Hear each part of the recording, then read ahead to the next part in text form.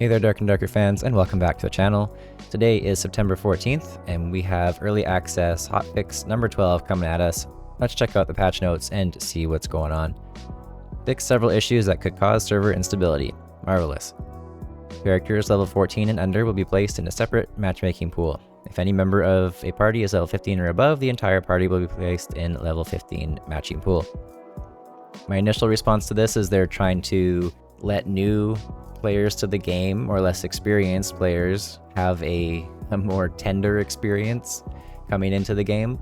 I think that's a good thing, although I see some ways that you can cheese this as an experienced player. Just make a new character once you hit level 15 and you're going to be fighting less experienced players, and you're probably going to be rolling lobbies. I think there could have been another line added here, like if your account age is over 6 months, you can't be part of this pool. I think it's going to be too easy to get the wolves in amongst the sheep, as it were. But we'll see how that goes. The level requirement to sign up for the trading post has been increased from 10 to 15. Okay, that makes a lot more sense too.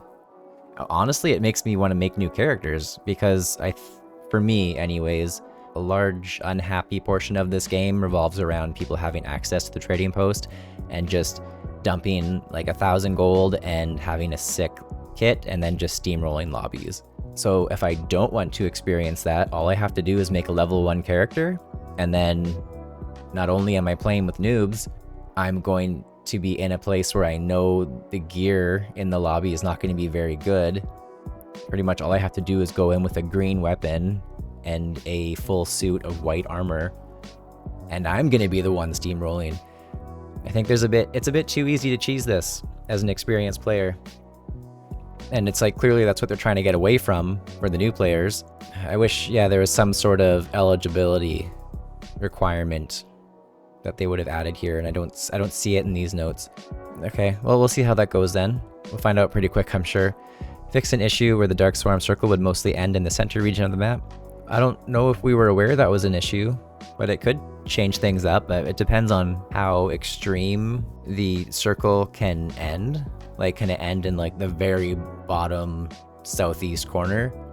Or is it still going to be mostly central, but half a room to one side? I guess it'll mix things up. Wizard's invisibility duration has been increased from 3 to 4. Wizard's haste duration has been increased from 6 to 8.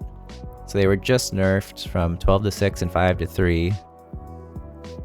So they're somewhere right in the middle now. I guess they found that they did too much of a change. That seems like a very quick revert of the change, so they must have got some very quick feedback or data. Added an option to control whether items in the following utility slots are automatically placed in your hand after an item is used. Yeah, I saw one post saying I don't like this because if I have a torch as my next item, it just pops into my hand and I just hold the entire room where I am. So that is the largest change. Whether it's a torch or even just a potion, that's quite bright. And I think, was it a week ago they said they had an option in the game, and then there actually was no option. So I think this time there's actually going to be something in the game settings. Improvements to Iron Shield. That's their anti-cheat software. Improving that is going to be, we're probably going to see a lot of this in the coming future, and just probably forever, frankly. Developer comments. We have decided to try out a separate matchmaking pool for players under level 15 to give them a little more time to learn and adjust to the game prior to engaging with the trading post. We've also adjusted the minimal level required to open the trading post from 10 to 15 to sync with this new matchmaking system. So it looks like Iron Mace has come to the conclusion that it's not the level 20 players that have an issue with the trading post, it's the new players who are just getting absolutely stomped by veteran players who know how to become powerful.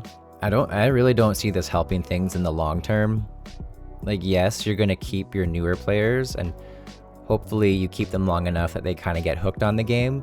But then as soon as they hit level 15, they get wrecked because they're not used to the power level of players being so high. And then they quit. Is that all it's going to do, is just extend how long they stay, but they still leave anyways?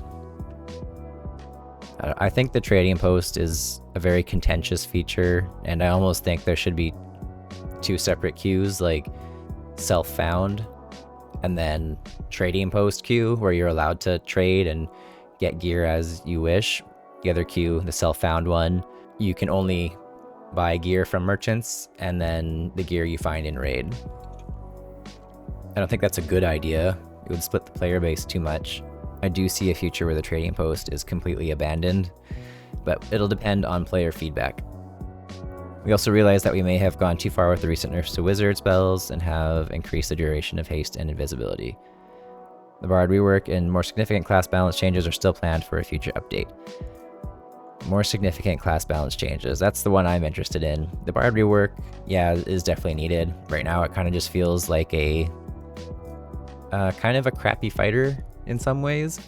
Like, yeah, you have access to the Falchion, but the fighter still has an instant sprint and a 50% HP heal.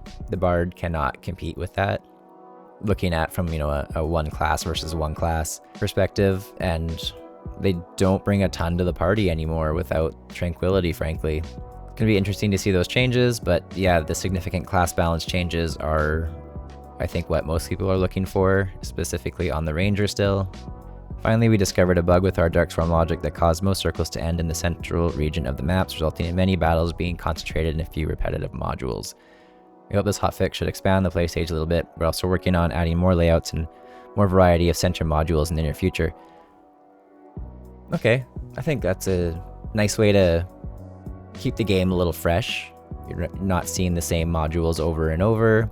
Actually, it would be pretty sweet, and I think this was their original vision, was to have modules that could be interchanged with each other, and so it's not like a true procedurally generated map, but let's say the map is like a 4x4 grid, and as long as all the doors meet up correctly, you could randomly choose a module and put it in, and take out other modules and put in other ones, and so the map would be different every time without it being procedurally generated. So you still have that advantage of getting to know each individual module without memorizing the entire map.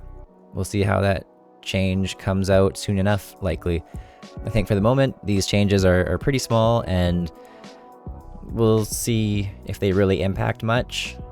I am still a little worried about this 1 to 14 pool and it being abused by veteran players who just make new accounts. Because I know that I feel like I'm incentivized to make a new character to be able to play without the trading post. That sounds like fun. And if too many of us are doing that, it's not going to be helping new people, which is what they wanted, right? They want to give a little more time for new players to learn and adjust to the game prior to engaging the trading post. But I think there's going to be a lot of people who just make new characters for the fun of it. We'll see. Thanks for watching, everyone. Appreciate any subscriptions and likes. Always appreciate your engagement with the channel, and we'll see you in the dungeon.